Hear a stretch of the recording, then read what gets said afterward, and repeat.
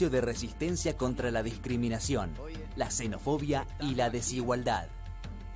Nosotros, los otros.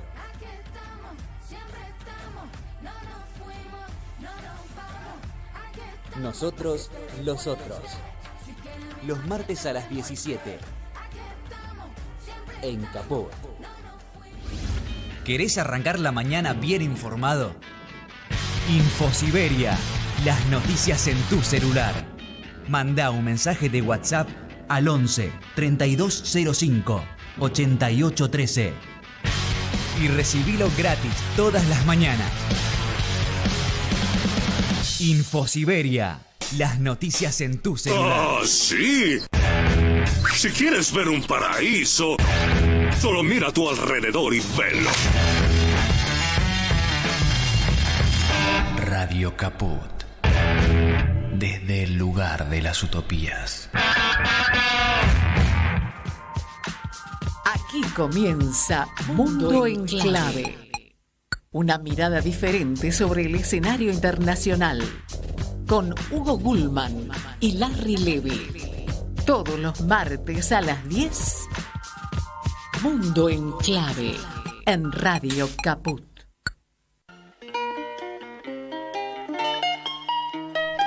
Hola, hola, ¿cómo va? Otro martes, como todos los martes, un día radiante hoy. Y a las 10 de la mañana iniciamos este Mundo en Clave, compartido más tarde con la radio pública de Marcos Paz, la 90.7, compartido mañana con la 97.5 de Oberá en Misiones, RPD Radio, y compartido con Radio Pista Urbana, ¿no? Ahí, rotando en distintos horarios, ¿no? Radio que sale por internet. Vamos a salir, ¿no?, en la radio china en castellano, en la radio azerbaiyana, algo por el estilo, ¿no? Ahí, el que hablaba era Larry Levy. ¿Cómo te va, Larry? Buen día. Buenos días, Hugo Gulman, ¿cómo estás? Bien, buen día, Lali Grumeli, ahí en los controles como siempre. Y hoy no vamos a jugar, vamos a pasar una música. Ahí va.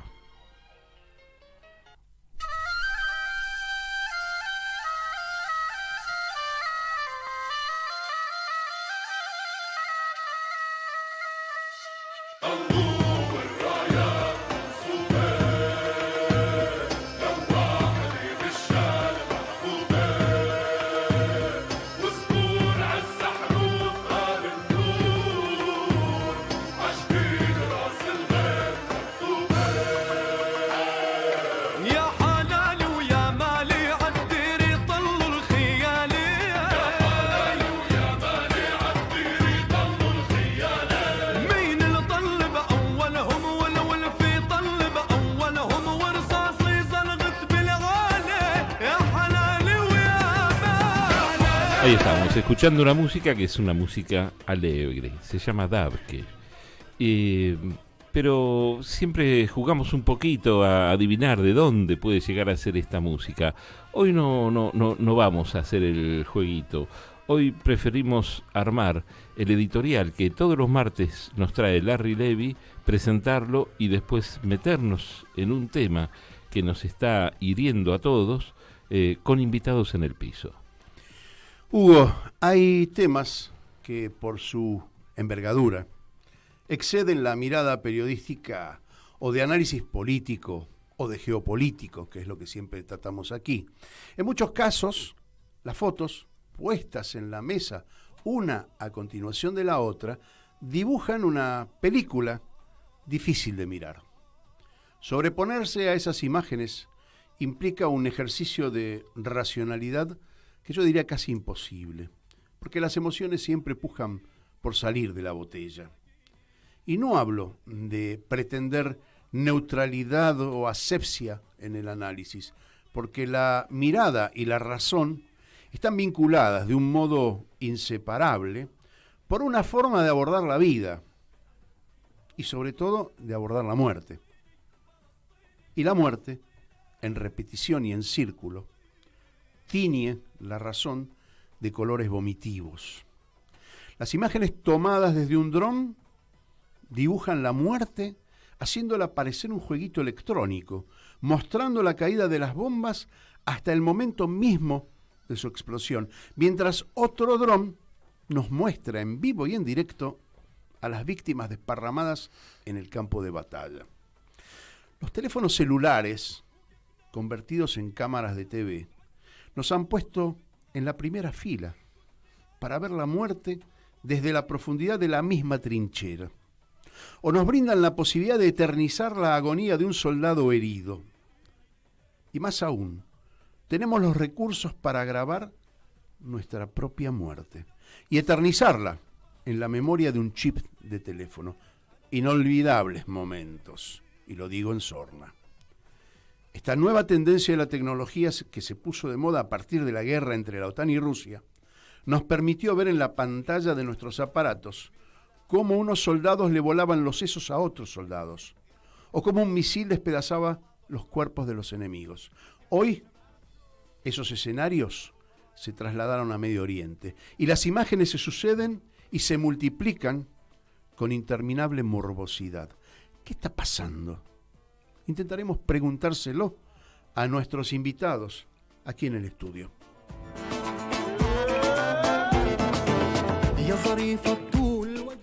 Bien, ahí, esa es un poco la pregunta. ¿Qué es lo que se está poniendo en juego en este momento en Medio Oriente, en Israel, en Palestina? Otra de las preguntas que nos hacemos, que nos venimos haciendo hace más de un mes, ¿no? ¿Terrorismo o resistencia? Trajimos a dos invitados. Tenemos la suerte de que se hayan podido acercar, venir y dedicarle toda esta hora a tratar de despejar alguna duda. Se trata de Julián Aguirre, por una parte, que es politólogo egresado de la UBA, especialista en Medio Oriente e Islam, conoce muy bien el conflicto, viajó a Cisjordania en 2016, creo, ¿verdad? Y visitó otras ciudades de Palestina, también visitó Israel. Por otra parte, tenemos a Gabriel Sibinian, que es sociólogo, profesor de sociología y coordinador de la Cátedra Libre de Estudios Palestinos Edward Said de la Facultad de Filosofía y Letras de la Universidad de Buenos Aires. Gracias, muchas gracias a los dos por venir. Bueno, arrancamos con Julián. Dale, creo que la pregunta más, digamos, como disparadora, más allá de, y hablábamos antes de ingresar al estudio, que no vale en este momento de tanto fragor, de tanta lucha, de tanta sangre, hacer un recuento de muertos de aquí o de allá. Me parece que no, y me parece que la mirada tiene que estar puesta en este momento, hasta que podamos hacer un análisis más profundo, en lo que está pasando a nivel de geopolítica.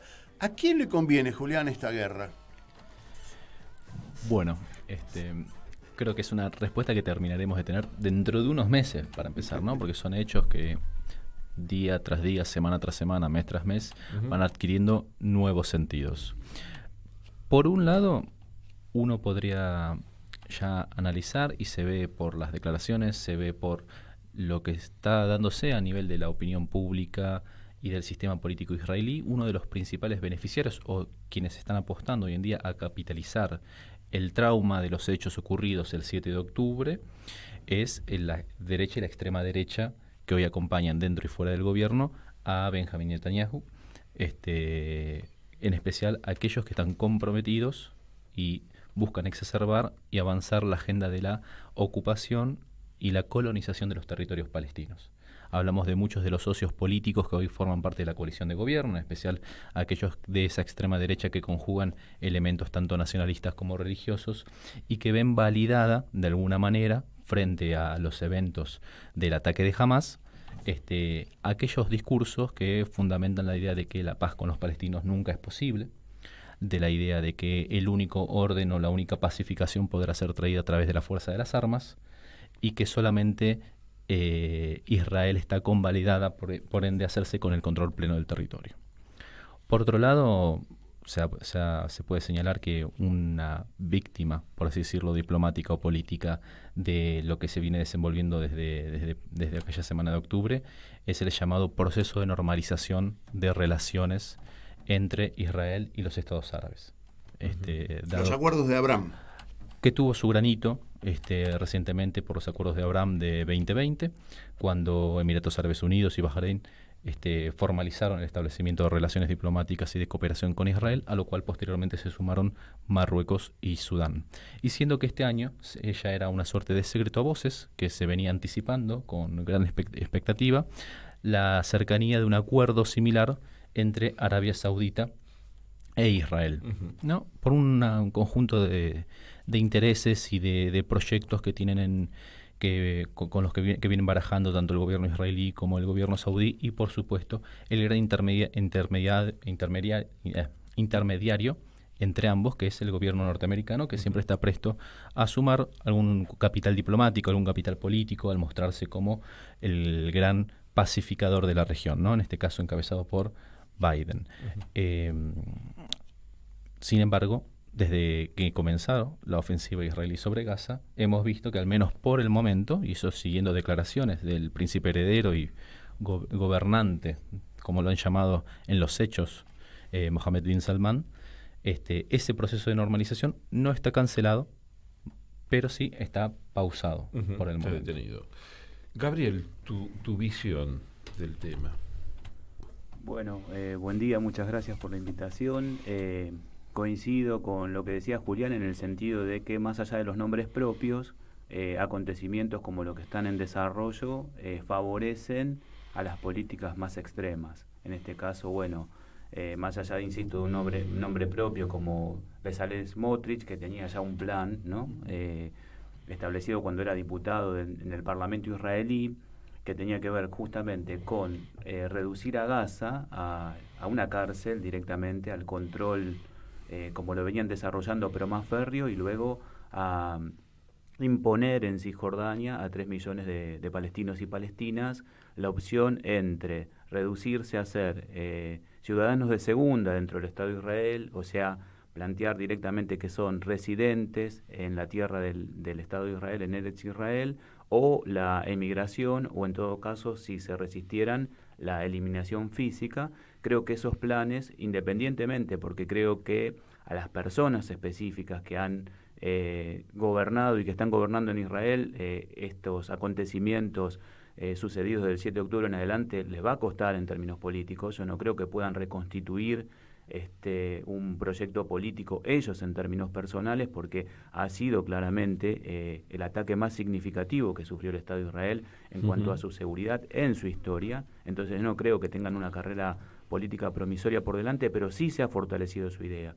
Entonces claramente creo que uno de los beneficiarios de esta política, digamos, de estos acontecimientos en curso va a ser ese plan israelí de encarcelamiento de Gaza, de reocupación de Gaza, no sabemos todavía, no sabemos qué va a ser, pero de reducción de Gaza prácticamente una situación de servidumbre, y el avance sobre la Cisjordania ocupada con la anexión y con las opciones estas. La colonización, no hay que olvidarse que esa es la clave, ¿no? La colonización que está en curso desde la ocupación misma, pero fundamentalmente en estos últimos 30 años hay 630.000 colonos ilegales en la Cisjordania ocupada, hay 125 colonias que el Estado de Israel ha legalizado en términos de su normativa, pero que son ilegales. Resulta difícil, perdón, sí, Gabriel, la interrupción, pero resulta un poco difícil pensar que pueda concretar tal ambición el gobierno de Israel, teniendo en cuenta que va a aparecer más resistencia y más muerte. Sí, seguramente que el escenario internacional en relación a lo que está sucediendo, porque yo recuerdo, hago una lateralidad, una digresión, el sábado 7 de octubre fueron los acontecimientos trágicos de un ciclo de violencia continua, porque eso tampoco podemos obviarlo, digamos, es un proyecto... Sí, no nació de un repollo, eso está clarísimo. Sí. Ahora, yo te quiero hacer una pregunta al respecto, que se la hice fuera de micrófono a Julián. Y si no pensás que esos hechos, y con eso quiero hacer como la pausa, ¿no? Si con esos hechos la resistencia pasó a ser terrorismo, porque al atentar contra civiles es como quitarle el justificativo o quitarle la legitimidad a la resistencia, ¿no? Bueno, de hecho lo que sabemos que los ciclos los picos de violencia sobre Gaza se vienen repitiendo desde el año 2008-2009, ¿no? 2008, 2009, 2012, 2014, 2018, 2021 hasta hoy. Cuando el Estado palestino se incorpora, digamos, como Estado observador no miembro a Naciones Unidas y luego firma el Estatuto de Roma, se presenta por los hechos acontecidos en el año 2014. Luego de 7 años, en donde el expediente estuvo en trámite, larguísimo trámite de la Corte Penal Internacional, en el año 2021 se abrió la investigación respecto a crímenes de guerra. Esa sería la caracterización en términos de la legislación internacional. La irrupción de Hamas sobre territorio del sur israelí y la respuesta israelí, y en realidad la política israelí desde la ocupación en sí misma, en términos de la legislación internacional, pueden caracterizarse como crímenes de guerra. Esto es, atacar a población civil no combatiente, tomar rehenes, deben ser caracterizados en esos términos, de acuerdo a la normativa internacional. Luego, bueno, sí están las adjetivaciones y calificaciones que responden a marcos teóricos y a los posicionamientos que cada una de las fuerzas en disputa se puedan dar. Lo que para unos es terrorismo, para otros será Movimiento de Liberación Nacional, Legítima Resistencia, pero si nos atenemos a la legislación internacional y a cómo la ONU concibe esos hechos, estamos hablando de crímenes de guerra. Ahora me gustaría entrar de lleno cuando decíamos a quién le viene bien todo esto que está pasando, a quién beneficia. Y Julián hizo mención a los acuerdos de Abraham o a los acuerdos que hay con países árabes que Israel ha logrado mantener, tener relaciones diplomáticas, ¿no? Generar relaciones diplomáticas. Hay hechos que son llamativos y que tienen que ver con lo que está pasando en el mundo, no específicamente con Medio Oriente, que es pasar del unipolarismo, digamos, del hegemón norteamericano al multipolarismo y a la incidencia de Rusia y de China en la zona. Y a eso debemos un acuerdo muy raro en los últimos tiempos, que es el acuerdo de Arabia Saudita con Irán, enemigos si los hay, ¿no? Eso cambia un poco el eje de la mirada hacia Oriente Medio. ¿Pueden hacer una evaluación de ese cambio que está pasando? Que no digo que justifique lo que está pasando hoy entre Hamas e Israel, sino, digamos, que le dé un marco geopolítico. Te agregaría, Larry, el acercamiento también de China con Arabia Saudita, por ejemplo, con Irán mismo, ¿no? Los BRICS. Sí. Para empezar, el que China haya adoptado ese rol como mediador o facilitador de un entendimiento da cuenta de su proyección o de su ambición, por así decirlo, de proyectarse como un líder global y en ese sentido disputar el liderazgo, ni más ni menos que en una región que durante las últimas décadas, durante las décadas anteriores, solía ser vista como el terreno predilecto para el despliegue de la influencia norteamericana, ¿no? Que China... Déjame hacer una aclaración ahí que me parece sumamente importante. La forma de acercamiento de China no es militar, es comercial. Y eso cambia también el eje de la disputa de lo que está ocurriendo en Medio Oriente, ¿no? Sí. Y en ese sentido también, desde Beijing se busca dar la idea de construir otro tipo de liderazgo fundado en la cooperación o en una, proyección de relaciones más armónicas. Por supuesto, esto es cómo las potencias presentan la construcción de su influencia, de su imagen y de sus relacionamientos con el exterior, con el resto del globo. De por sí, eso es un hito para la política regional en el Medio Oriente y para la política internacional. Y ahora estamos viendo, por ejemplo, que en la reciente cumbre de la Organización de Cooperación Islámica, convocada en Arabia Saudita, encontramos ni más ni menos que al jefe de gobierno iraní visitando Arabia Saudita, ¿no? Por supuesto, es un proceso que todavía resta por madurar. Hay muchas tensiones y disputas y competencias entre ambos países que llevarán años de construcción de confianza y de consensos si es que llegan a buen puerto, porque ni más ni menos que habrá actores, tanto dentro como fuera de estos países, que encontrarán razones o que encontrarán intereses, ya sea en promover el reacercamiento entre ambos o bien en boicotear un posible entendimiento entre Arabia Saudita e Irán. Y por supuesto un actor regional que ve con hostilidad la posibilidad de un acercamiento entre ambos es el gobierno israelí y el gobierno estadounidense. Entonces hay ahí una tensión en juego. Al mismo tiempo, los eventos en Gaza han tensado igualmente lo que mencionaba anteriormente de la agenda de normalización. Y si bien no ha habido por ahora una ruptura plena de compromisos asumidos, sí vemos que gobiernos que se han embarcado en la cooperación con Israel, como Egipto, Jordania, se encuentran muchas veces ocupando un lugar de suma ambigüedad o un lugar de suma tensión ante su propia sociedad, que muchas veces reclama, incluso en las calles, una postura de solidaridad más activa para con la población palestina. Sí, y por otra parte, de alguna manera la exigencia de Israel de decirles agárrenlos ustedes, ¿no? Que es lo que está haciendo Israel con Egipto, ¿no? En relación a los palestinos. Sí. Curioso, es la población a la que quiere entregar, no el territorio. Sí, claro. El territorio se intentó entregar, lo hizo Menachem Begin en el acuerdo que firmaron con Egipto de paz, intentó brindarle la posibilidad a los egipcios de hacerse cargo de la Franja de Gaza. No quisieron. Es decir, no estoy justificando nada ni a favor ni en contra, digo, los gazatíes son los parias del mundo, ¿no? Es decir, entre otros pueblos que hay, pero me parece que son ahí una calidad de paria muy particular, ¿no? Gabriel,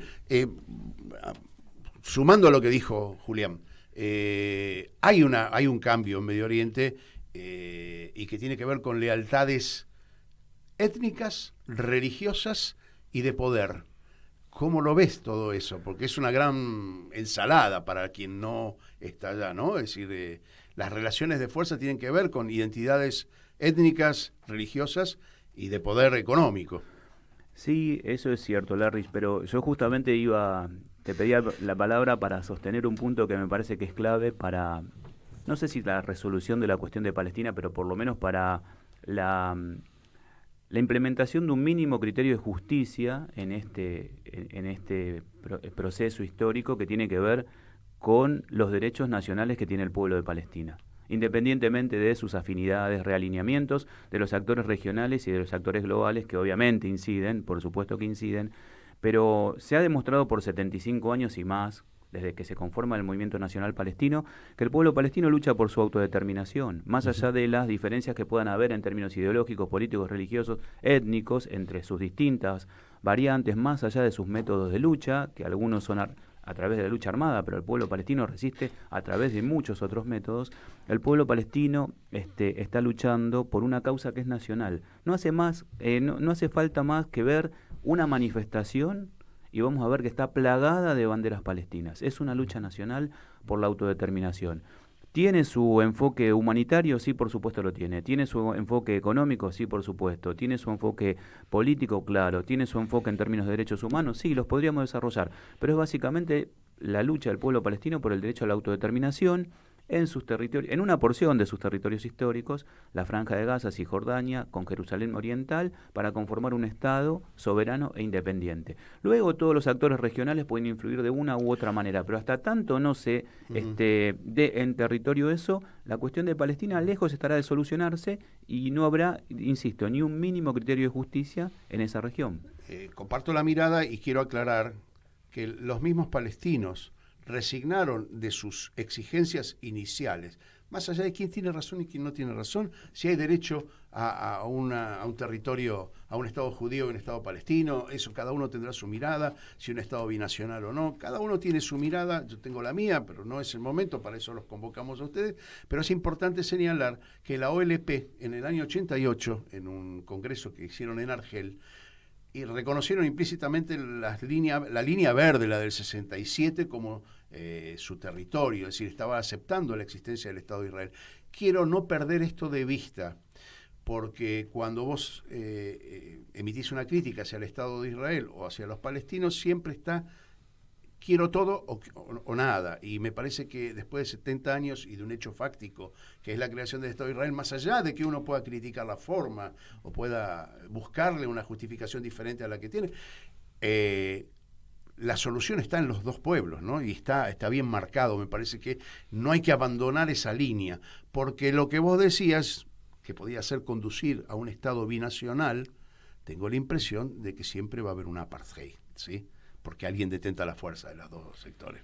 Y que Y que en los hechos ya eso se desenvuelve hoy en día en el terreno. Antes de pasar al aire mencionabas a B'Tselem, ¿no? Que con sus informes ha señalado el entramado legal, jurídico, pero también económico, incluso en la gestión de la infraestructura, de cómo, lamentablemente, la realidad en el territorio es una en la cual la gestión israelí del control de los territorios palestinos ocupados parece diseñada y orientada a obstruir cualquier posibilidad de un libre desenvolvimiento de la población palestina. Lo ves en el comercio, lo ves en la entrada y salida de divisas, lo ves en la movilidad, en el sistema de rutas, de puestos de control, de permisos de tránsito, de emisión de patentes, donde cada faceta de la vida local de la población y aparte de la justicia, hay que tener en cuenta, por ejemplo, que la justicia para los israelíes que están en los territorios ocupados en Cisjordania es la justicia israelí, para los palestinos no, es la justicia militar,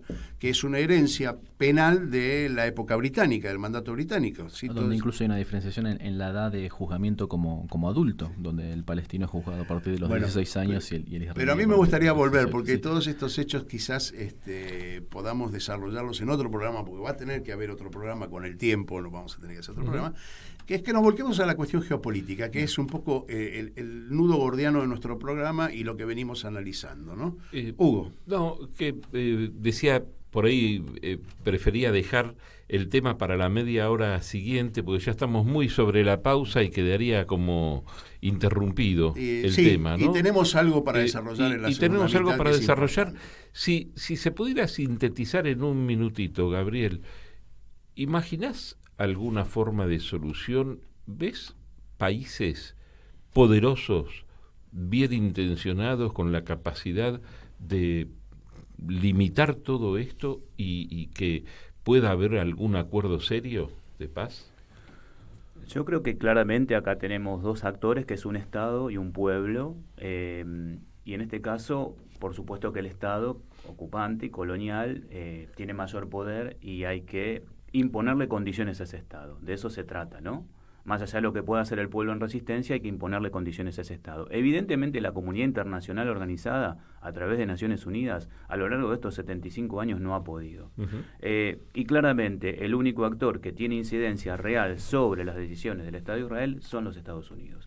Entonces, creo que es necesario, sí, un cambio de política de Estados Unidos en la región, que también puede tener que ver con lo que estamos analizando, con la correlación de fuerzas distintas que se está dando en términos políticos.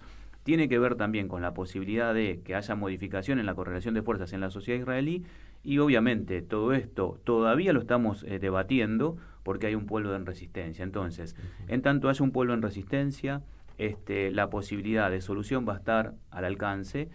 Ahora hay que ver cómo evolucionan los acontecimientos dentro de la sociedad israelí y particularmente en la comunidad internacional, cuál es el rol de los Estados Unidos. Por lo menos hasta este momento. Vamos a ver cómo se reconfigura el mapa a partir de estos acontecimientos.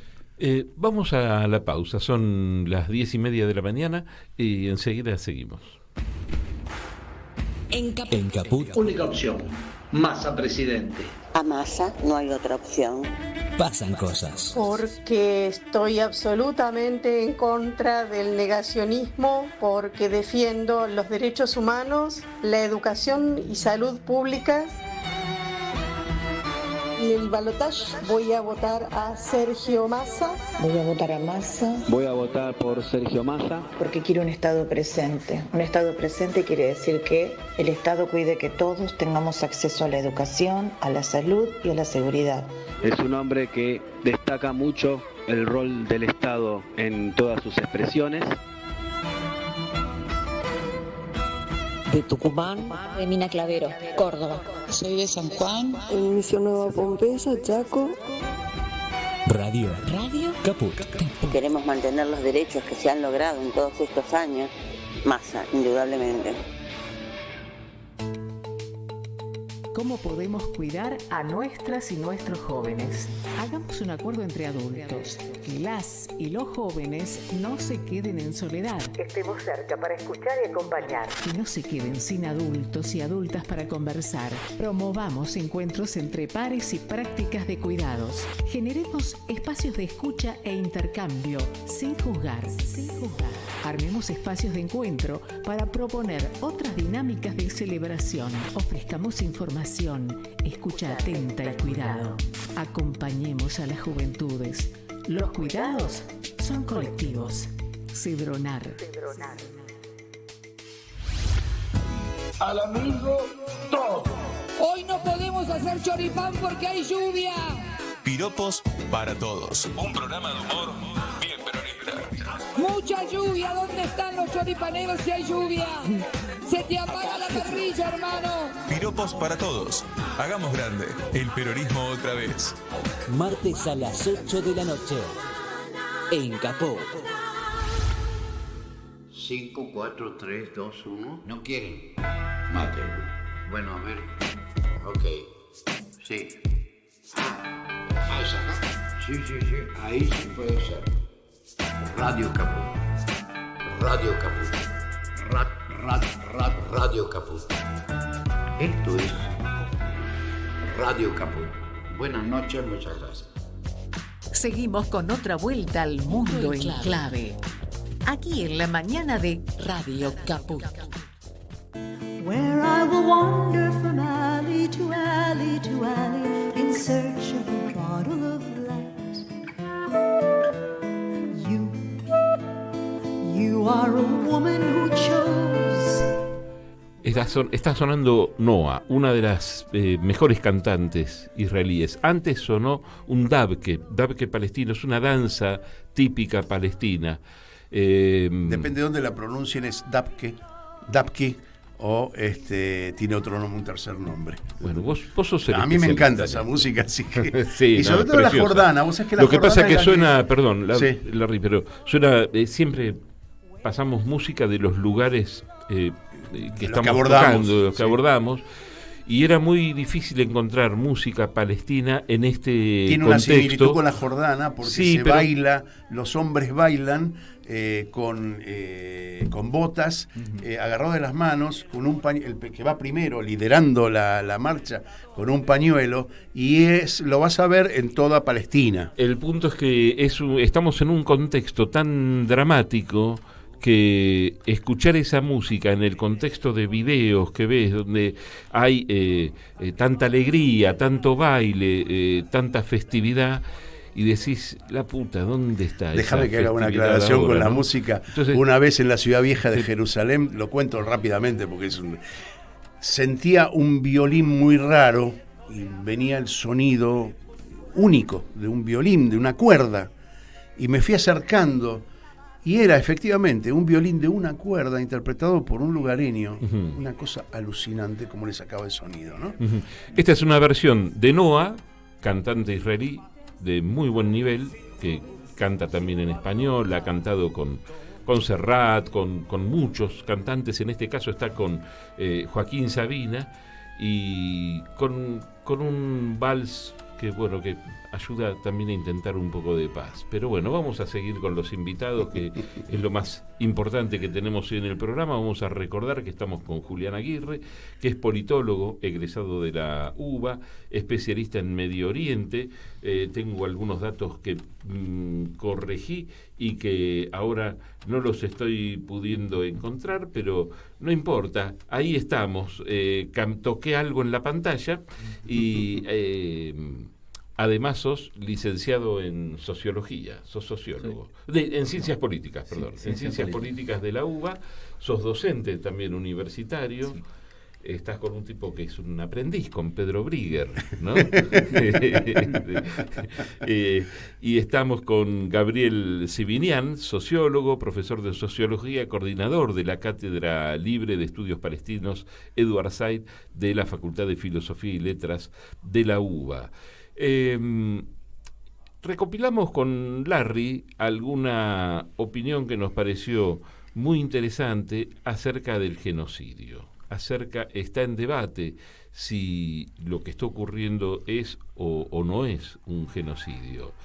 Y tenemos un audio de un par de minutos que nos mandó gentilmente Patricio Brodsky, que es profesor a cargo de la materia Genocidio y Memoria, justamente de la Facultad de Derecho de la UBA, que nos decía esto. El jurista polaco de origen judío Rafael Lemkin, en su libro El dominio del eje sobre la Europa ocupada, particularmente en el capítulo 9 de la sección primera, que se llama genocidio, dice: por genocidio nos referimos a la destrucción de una nación o de un grupo étnico.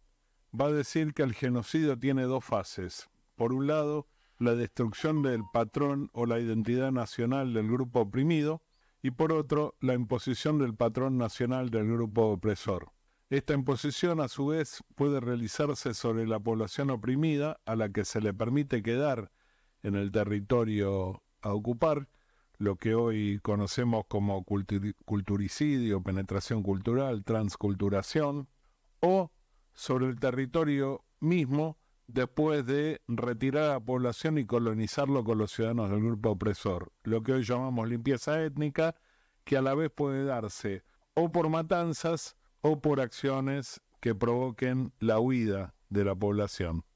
Va a decir Lemkin también que la palabra genocidio no significa necesariamente la destrucción inmediata de una nación, excepto cuando se la lleva a cabo a través de una matanza masiva de todos los miembros de esa nación, pero que, siendo más exacto, significa un plan coordinado de diferentes acciones que buscan la destrucción de los fundamentos esenciales de la vida de grupos nacionales, con el propósito de aniquilar a esos grupos.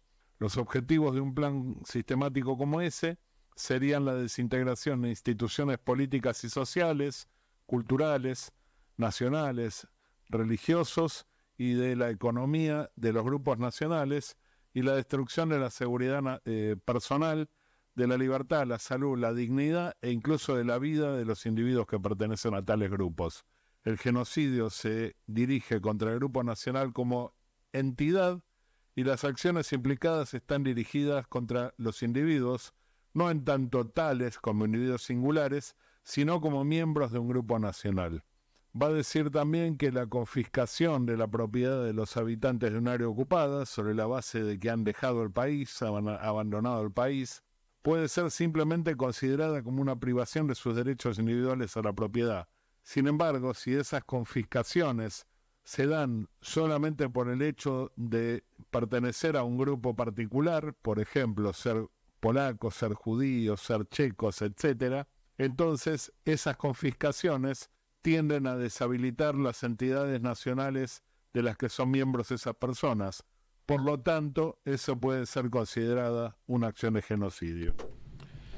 Bien, ahí estaba Patricio Brodsky opinando y dando su versión, o definiendo, mejor dicho, el genocidio. Te doy pie a vos primero, Gabriel Sibinian, que va a dar su opinión acerca de esto que decía Patricio y tu opinión sobre el genocidio.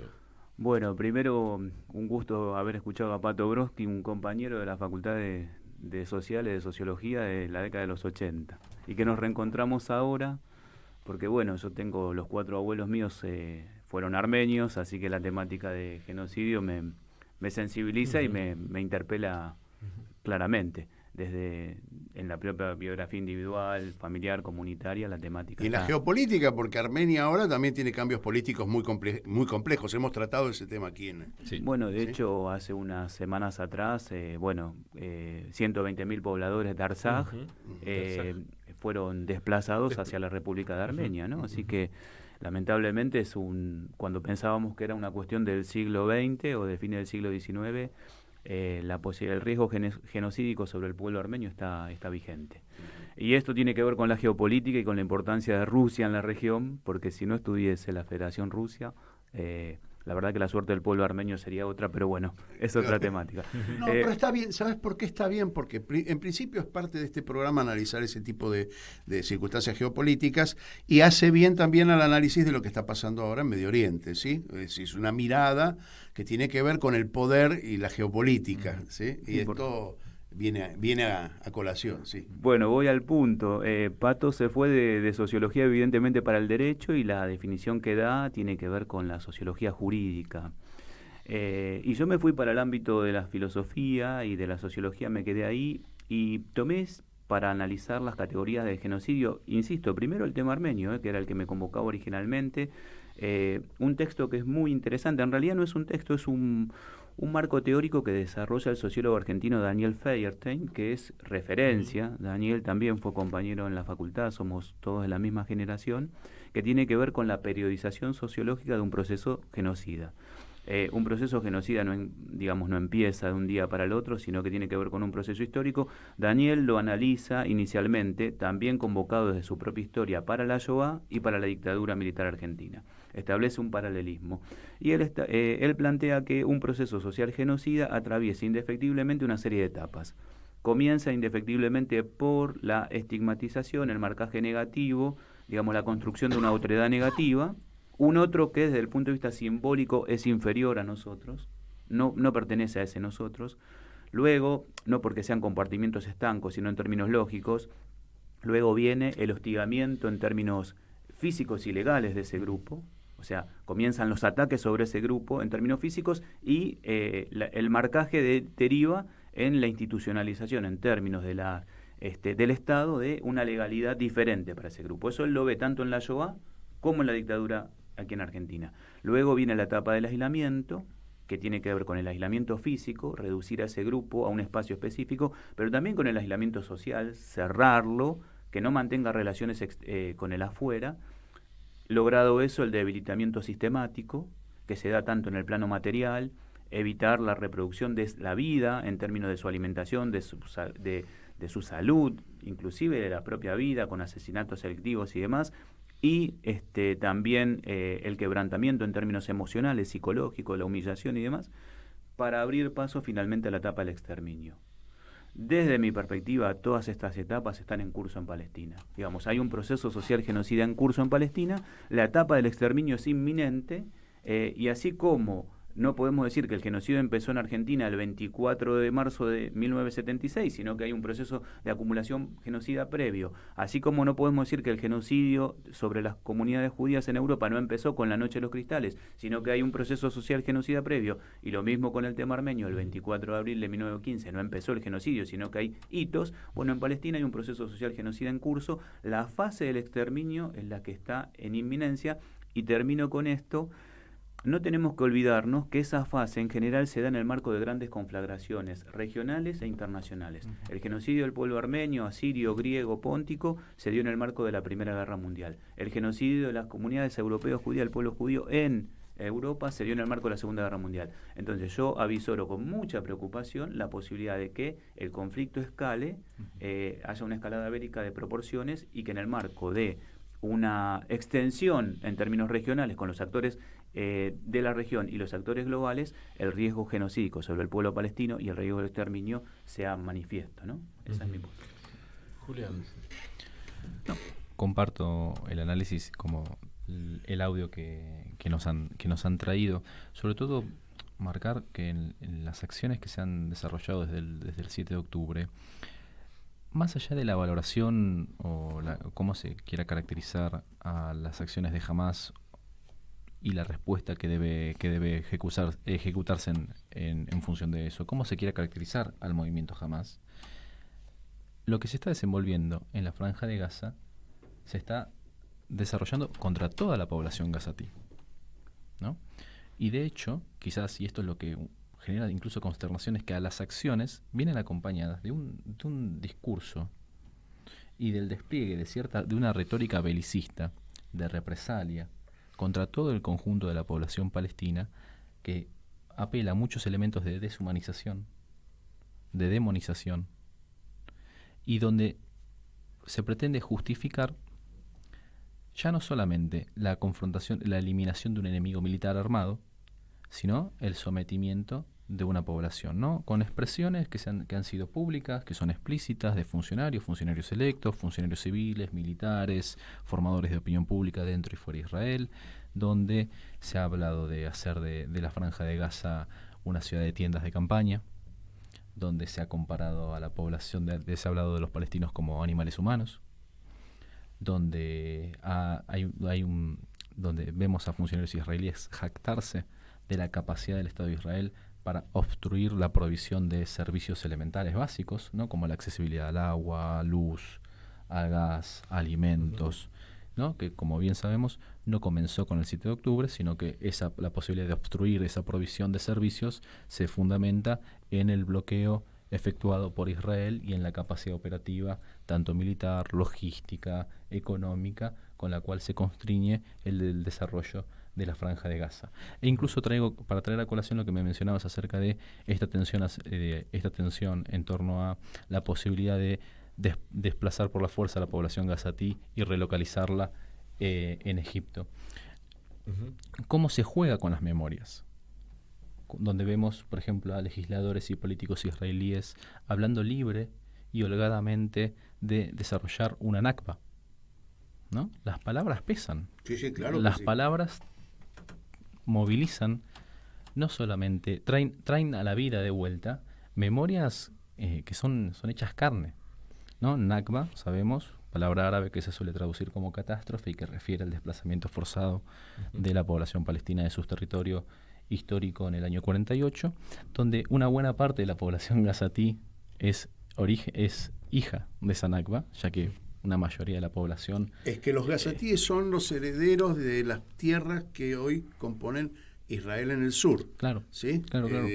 Los gazatíes son, digamos, están viendo frente a ellos, a pocos kilómetros, lo que había sido la casa donde incluso de ellos, pesa, ¿no? Hay una memoria histórica también. Donde incluso pesa en hechos que pueden parecer, si uno los quiere transformar en cifras, pueden parecer, es una discusión absurda, donde uno se pone a comparar quién pone más muertos, quién pone más dolor, como si eso fuese algo cuantificable, pero tenemos elementos mucho más profundos, de otras dimensiones, como cuando se habla de la eliminación de familias completas, de grupos familiares completos, donde no es solo la desaparición de personas, sino que es la desaparición de la memoria oral, vivencial, de una parte de la comunidad, que deja de existir, es por completo eliminado.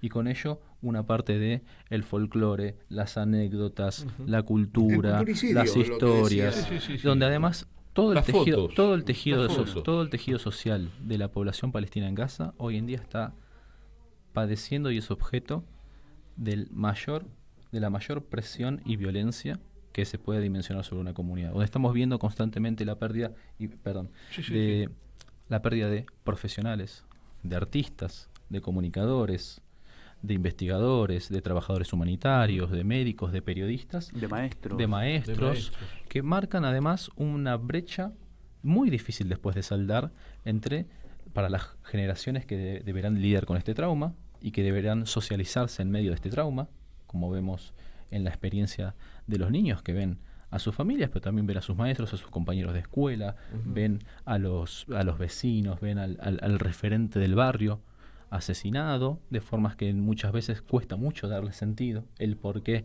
se debe extender, y donde también vemos la destrucción del acervo cultural, histórico y material de toda la población gazatí. Y acá hay que invocar un principio que es el de proporcionalidad al momento de llevar a cabo la respuesta militar, ¿no? Más allá del debate, que me parece que es un debate también tanto retórico, político como técnico acerca del ejercicio del derecho a la defensa de Israel. Bueno, si uno invoca el derecho a la defensa de Israel, también debe invocar y debe entender que ese derecho a la defensa debe manejarse dentro de las convenciones internacionales. Nunca las respuestas de Israel han sido proporcionales, ¿no? Estaba pensando en algo, nos quedan, no sé qué opinás, Larry, si opinás diferente, decime, pero nos quedan 10 minutos de programa.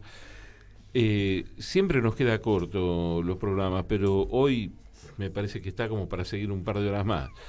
Pero me gustaría tratar en parte de estos minutos, ¿qué imaginan del mundo después, de acá un tiempo, la geopolítica después? ¿Cómo imaginan que va a quedar todo esto? ¿Qué están viendo? No sé capaz que más que imaginación, Gabriel, sería tu lectura y tu análisis, ¿no? Es que cuando Larry comenzaba la editorial, hablaba de la emocionalidad que nos atraviesa a todos, a todas. Totalmente. Y yo no sé si es lo que imagino, sino lo que deseo a esta altura, ya no lo puedo, o lo que puedo analizar, porque Julián decía, bueno, ¿quiénes son los ganadores de esta guerra? Tal vez en meses, en años se sabrá. La cuestión analítica, racional, obviamente nos puede convocar el escenario 1, 2, 3, hay distintas posibilidades sobre lo que va a ser el Estado de Israel, cuándo se va a detener esta ofensiva, quién la va a detener, luego una vez que estén en territorio ya controlado, ¿qué harán? ¿Se retirarán? Bueno, hay muchas cartas sobre la mesa y son inciertas, la verdad que hoy son inciertas.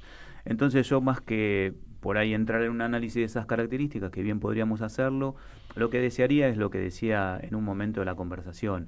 Acá hay un pueblo que hace 75 años lucha por su derecho a la autodeterminación.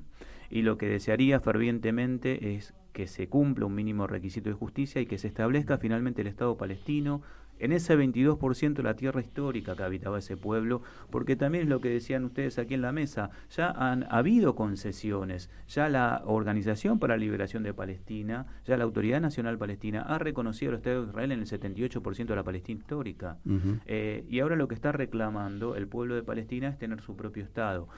Yo abrigo esperanzas en ese sentido, abrigo que se cumplan en definitiva las resoluciones de Naciones Unidas que además lo establecen, y que Estados Unidos efectivamente, insisto, como el principal actor de influencia, por lo menos hasta hoy, sobre el Estado de Israel, no le permita atravesar esas líneas rojas, ¿no?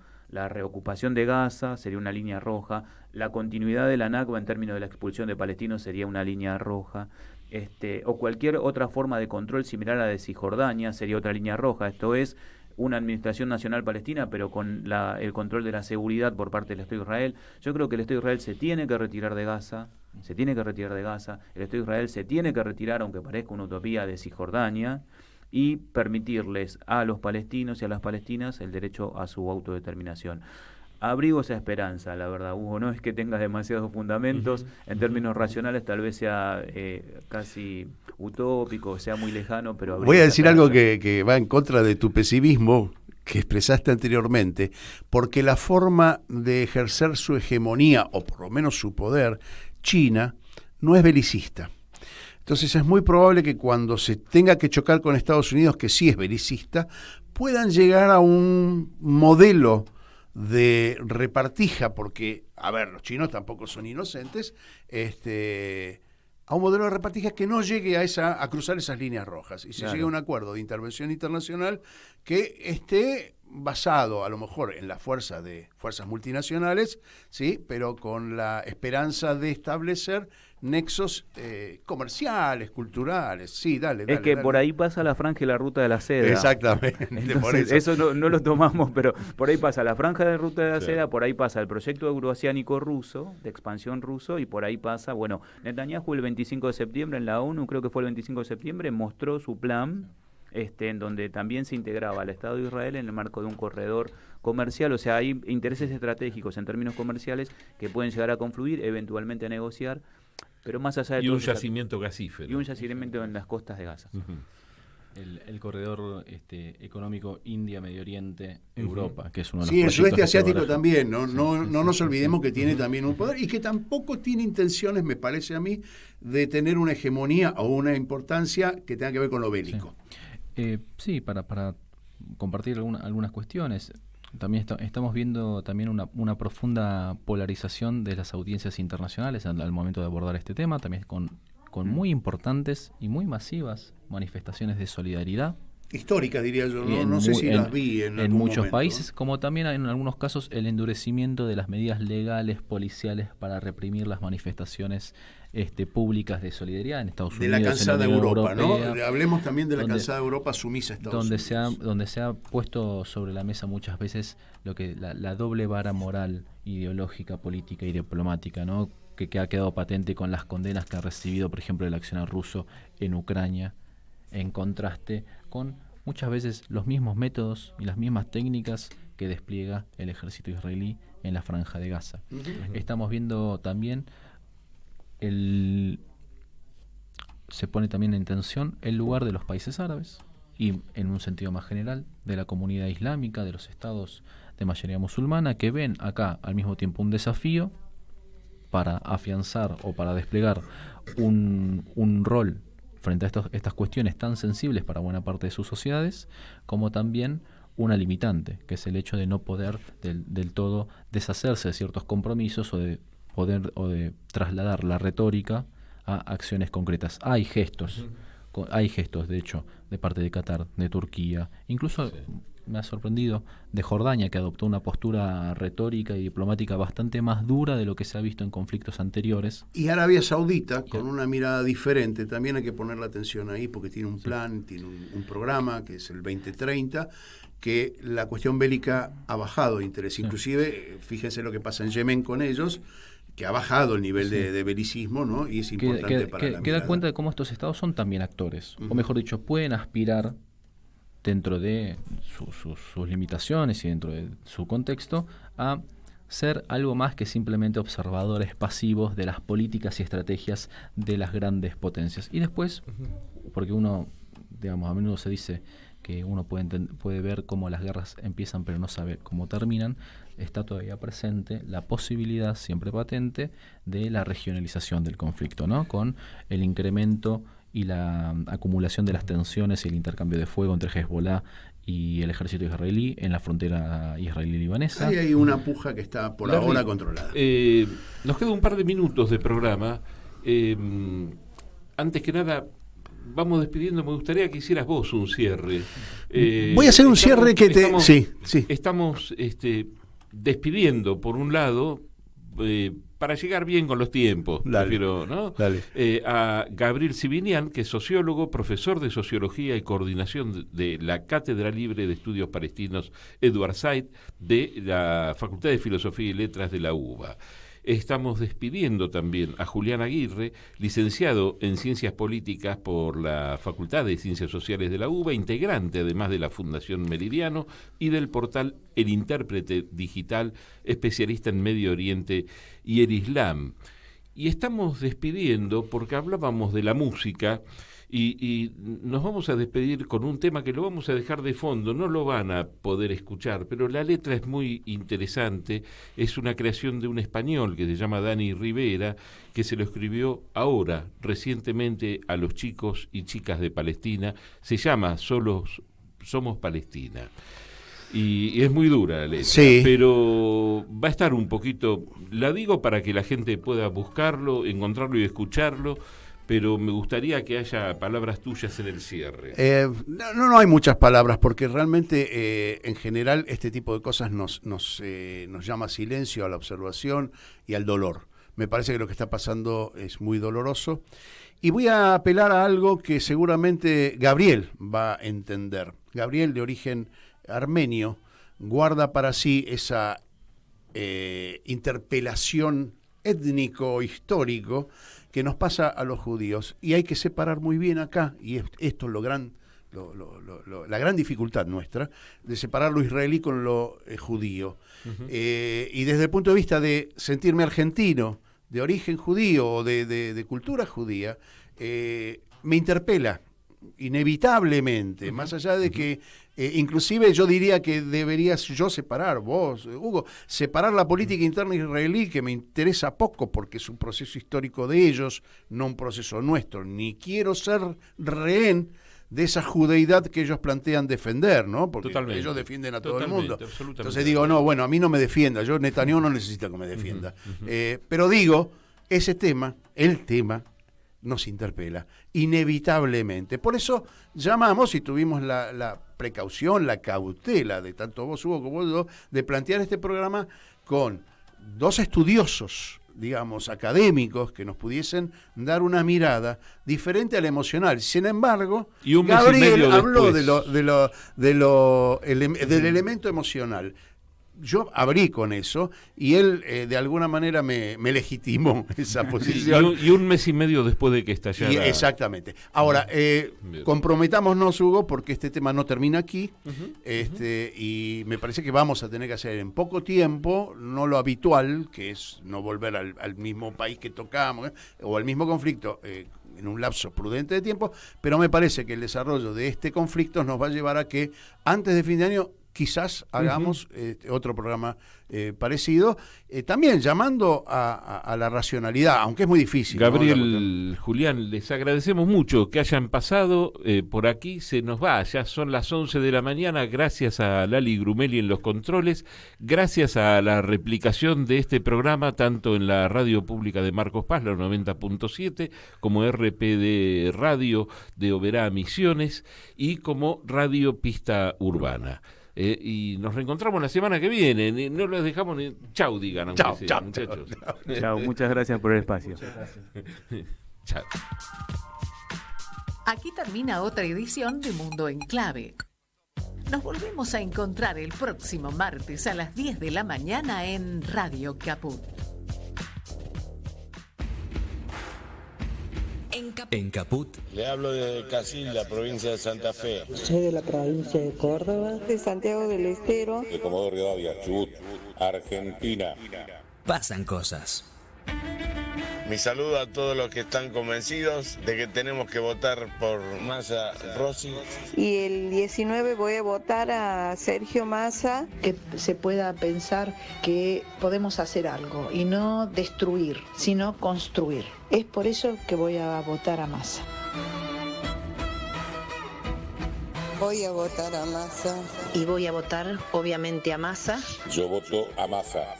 Por los derechos adquiridos. Yo no quiero perder ningún derecho.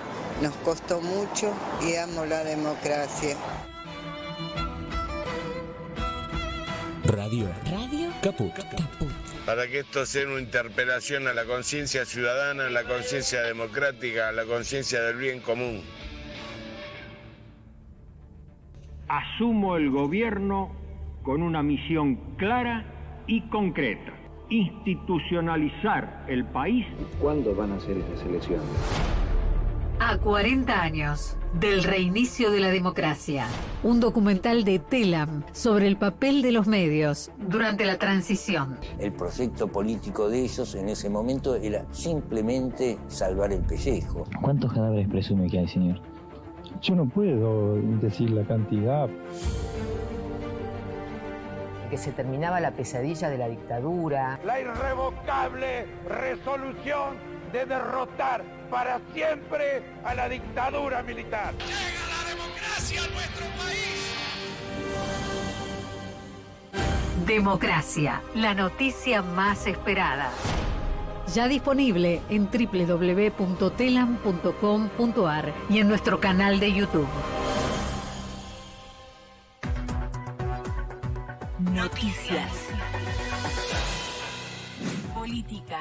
Ricardo Alfonsín vaticinó que tras lo visto en el debate, muchos más radicales votarán a Massa. El embajador en España definió los comicios del domingo como la elección más dramática desde 1983 porque está en juego la convivencia democrática y advirtió sobre el riesgo que implican el temperamento de Milei, sus escasos conocimientos y su desprecio de los respetos mínimos. Alfonsín también criticó la apelación de Milei al insulto como estrategia discursiva, con lo cual siembra odio de un modo que el referente de la Unión Cívica Radical asegura no haber visto en ninguna parte del mundo. Esto decía Alfonsín en diálogo con la agencia Telam. La primera vez desde 1983 que en una elección para presidente de la República se pone en riesgo la convivencia democrática como mínimo, la calidad de la democracia como mínimo. Yo diría el sistema democrático también. Creo que esto también ha quedado en evidencia en esta campaña y en el debate, que una personalidad, un temperamento como el de Milei, sus escasas conocimientos y aprecio por los que son valores fundamentales de la democracia, los respetos mínimos,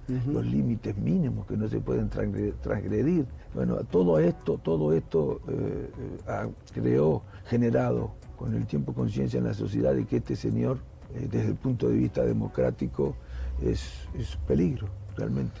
Economía. José de Mendiguren se reúne con directivos de la industria automotriz en Córdoba. El secretario de Industria mantendrá un encuentro para exponer las propuestas de desarrollo y crecimiento para ese sector que postula el candidato presidencial de Unión por la Patria, Sergio Massa. De Mendiguren visitará a las 16:30 las plantas industriales de las compañías Fiat, Iveco, Renault y Volkswagen donde dialogará con directivos sobre los distintos proyectos de inversión que lleva adelante en la provincia y las políticas que impulsa para el sector el Ministerio de Economía de la Nación. El funcionario nacional también se reunirá con empresarios locales bajo el lema Córdoba Corazón Productivo, en donde se debate la propuesta de una unidad nacional para un proyecto de desarrollo industrial. Internacional.